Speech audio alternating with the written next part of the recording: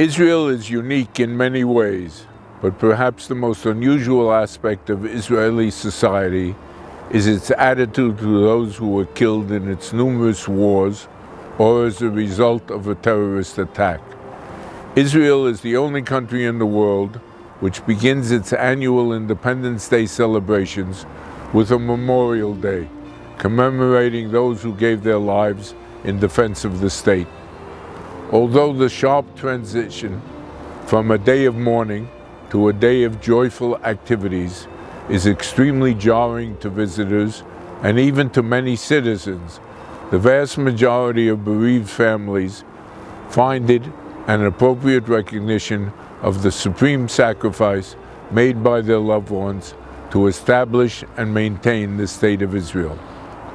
In 1967, the AACI, the Association of Americans and Canadians in Israel, decided to establish a memorial forest to honor those North Americans and other members of the association from English-speaking countries, as well as their immediate families, who died serving in the Israel Defense Forces or its predecessors, or as victims of terror. In 1983, the first 30 names were unveiled on the AACI Memorial Wall. The AACI Memorial site is located on a hill above the Shar Hagai Junction on the main road between Jerusalem and Tel Aviv. The forest, which was established after the Six-Day War in conjunction with the Jewish National Fund, provides a background to the memorial wall and combines with it to evoke a feeling of peacefulness, and with its natural beauty, make it a place of remembrance and reflection.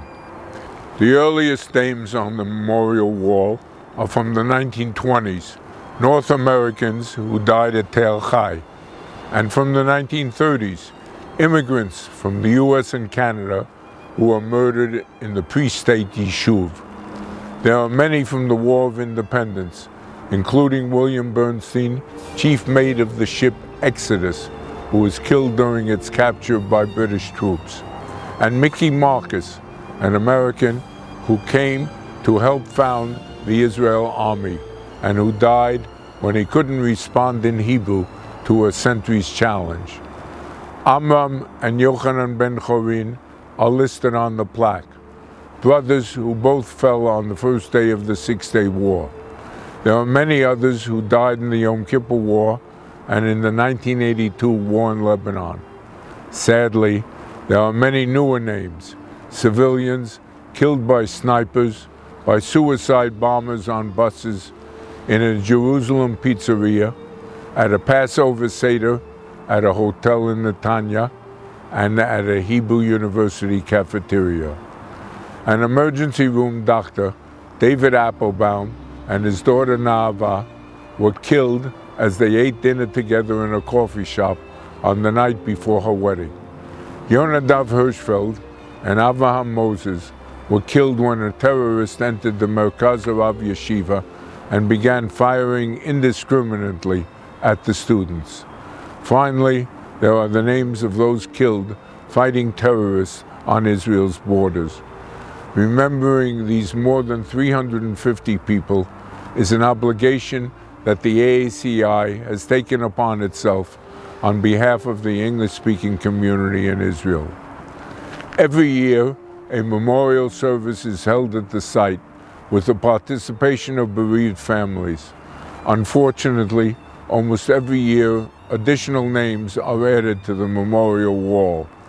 The moving ceremony is also attended by scores of youth from the various movements who bring students from abroad, as well as by representatives of the Americans and Canadian embassies in Israel.